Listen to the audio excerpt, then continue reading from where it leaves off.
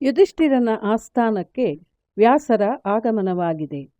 ಕುರುಕ್ಷೇತ್ರ ಯುದ್ಧದಲ್ಲಿ ಎಷ್ಟು ರಾಜರು, ಸೈನಿಕರು, ಪ್ರಾಣಿಗಳು ನಮ್ಮಿಂದ ಸತ್ತು ಹೋದವು ಎಂದು ಎಷ್ಟೊಂದು ದಿವಸಗಳಾದರೂ ಇನ್ನೂ ಅದರದೇ ಯೋಚನೆಯಲ್ಲಿ ಕುಳಿತಿದ್ದನು. ಯುಧಿಷ್ಠಿರನ ದುಃಖ ಇನ್ನೂ ಆರಿಲ್ಲವೆಂದು ತಿಳಿದಿದ್ದ ವ್ಯಾಸರು, ಯುಧಿಷ್ಠಿರ, ನೀನು ಅಶ್ವಮೇಧ ಯಾಗವನ್ನು ಮಾಡು. ಅದರಿಂದ ನಿನ್ನ ಮನಸ್ಸಿನ ದುಗುಡ ಪರಿಹಾರವಾಗುತ್ತದೆ. ರಾಜನಾದವನು ಅದನ್ನು ಮಾಡಬೇಕಾದುದ್ದೇ ಎಂದು ಸಲಹೆ ಕೊಟ್ಟರು. ವ್ಯಾಸರು, ಅಶ್ವಮೇಧವೆಂದರೆ ತುಂಬ ಸಂಪತ್ತು ಅಗತ್ಯವಾಗುತ್ತದೆ. ಮರುತ್ತುಗಳು ಹಿಮಾಲಯದಲ್ಲಿ ಹುದುಗಿಸಿಟ್ಟಿರುವ ಅಗಾಧ ಐಶ್ವರ್ಯವನ್ನು ತಂದುಕೊಳ್ಳಬೇಕು. ವ್ಯಾಸರ ಸಲಹೆಯು ರಾಜನನ್ನು ಪುಳಕಿತನನ್ನಾಗಿ ಮಾಡಿತು. ಉಳಿದ ಪಾಂಡವರಿಗೂ ಕೂಡ ಉತ್ಸಾಹವಾಯಿತು.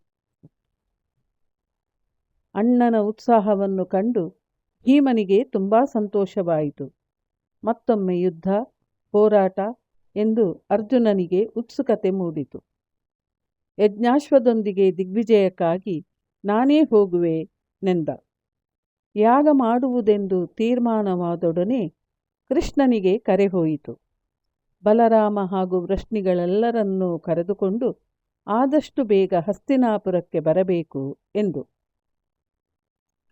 ರಾಜ್ಯಾಡಳಿತವನ್ನು ಯುಯುತ್ಸುವಿಗೆ ಒಪ್ಪಿಸಿ ಯುಧಿಷ್ಠಿರನು ತಮ್ಮಂದಿರೊಂದಿಗೆ ಹಿಮಾಲಯಕ್ಕೆ ಹೊರಟ. ಹಿಮಾಲಯ ಕಂಡೊಡನೆ ಅವನ ಹೃದಯ ಹಗುರವಾಯಿತು. ವ್ಯಾಸರ ಸಲಹೆಯನ್ನು ಬಹುವಾಗಿ ಮೆಚ್ಚಿಕೊಂಡ. ಅನುದಿನವೂ ಅನುಕ್ಷಣವೂ ಹೊಸತು ಇದ್ದುದರಿಂದ ಹಳೆಯ ದುಃಖವನ್ನೇ ಮೆಲುಕು ಹಾಕುವುದು ಮರೆಯುತ್ತಾ ಬಂದಿತು. ಪಾಂಡವರು ತಮ್ಮ ಪ್ರೀತಿಯ ಹಿಮಾಲಯಕ್ಕೆ ಹೋಗಿ ಕೆಲವು ದಿನ ಇದ್ದರು. ಅನಂತರ ಮರುತ್ತುಗಳು ಸಂಗ್ರಹಿಸಿಟ್ಟಿದ್ದ ಐಶ್ವರ್ಯದಲ್ಲಿ ತಮಗೆ ಬೇಕಾದಷ್ಟನ್ನು ತೆಗೆದುಕೊಂಡು ಹಸ್ತಿನಾಪುರಕ್ಕೆ ಹಿಂತಿರುಗಿದರು. ಅವರು ಬರುವ ವೇಳೆಗೆ ಅಲ್ಲಿ ಇಡೀ ವೃಷ್ಣಿ ಸಮುದಾಯವೇ ಬಂದು ನೆರೆದಿತ್ತು.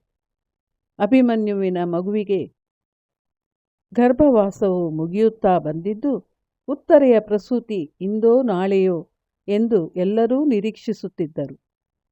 ಹುಟ್ಟುವಾಗ ಮಗು ಬದುಕಿರುವುದಿಲ್ಲ ಎಂದು ಕೃಷ್ಣನಿಗೆ ಗೊತ್ತಿತ್ತು.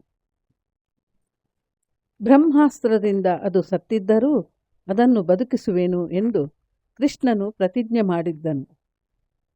ಪೌರವ ಸಿಂಹಾಸನದ ಮುಂದಿನ ಅಧಿಪತಿಯನ್ನು ಬದುಕಿಸುವುದಕ್ಕಾಗಿಯೇ ಕೃಷ್ಣನು ಎಲ್ಲರನ್ನೂ ಕರೆದುಕೊಂಡು ಬೇಗನೆ ಹಸ್ತಿನಾಪುರಕ್ಕೆ ಬಂದಿದ್ದನು. ಕೆಲವು ದಿನಗಳು ಸುಖವಾಗಿಯೇ ಕಳೆದವು. ಉತ್ತರೆಯ ಪ್ರಸೂತಿ ದಿನವೂ ಬಂದಿತು. ನಿರೀಕ್ಷಿಸಿದಂತೆ ಮೃತ ಶಿಶುವಿನ ಜನನವಾಯಿತು. ಕೃಷ್ಣ ಸಾತ್ಯಕಿ ಇಬ್ಬರೂ ಪ್ರಸೂತಿ ಗೃಹಕ್ಕೆ ಧಾವಿಸಿದರು. ಭೋರೆಂದು ಅಳುತ್ತಾ ಹೊರಗೆ ಬರುತ್ತಿದ್ದವಳು ಕುಂತಿ. ಪಾಂಡವರ ಆಶೋತ್ತರಗಳಿಗೆ ನೀನೇ ಜೀವ ತುಂಬಬೇಕು.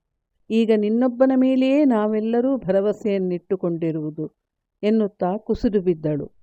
ಅವಳನ್ನು ಮೇಲಕ್ಕೆತ್ತಿದ ಕೃಷ್ಣನು, ಅತ್ತೆ, ಹೆದರಬೇಡಿ. ನನ್ನ ಪುಣ್ಯವನ್ನೆಲ್ಲ ಧಾರೆ ಎರೆದಾದರೂ ನಾನು ಮಗುವನ್ನು ಬದುಕಿಸುತ್ತೇನೆ ಎನ್ನುತ್ತಾ ಒಳಗೆ ಹೋದನು.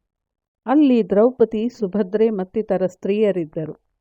ಕೃಷ್ಣನನ್ನು ನೋಡಿದೊಡನೆ ಉತ್ತರೆಯು ದಿಗ್ಗನೆ ಎದ್ದು ಅವನ ಪಾದಗಳ ಮೇಲೆ ಬಿದ್ದು ಮೂರ್ಛೆ ಹೋದಳು. ಕೃಷ್ಣನು ಅವಳನ್ನೆತ್ತಿ ಮಂಚದ ಮೇಲೆ ಮಲಗಿಸಿದನು. ಇದು ಮುಂದಿನ ಭಾಗದಲ್ಲಿ ಮುಂದುವರಿಯುತ್ತದೆ.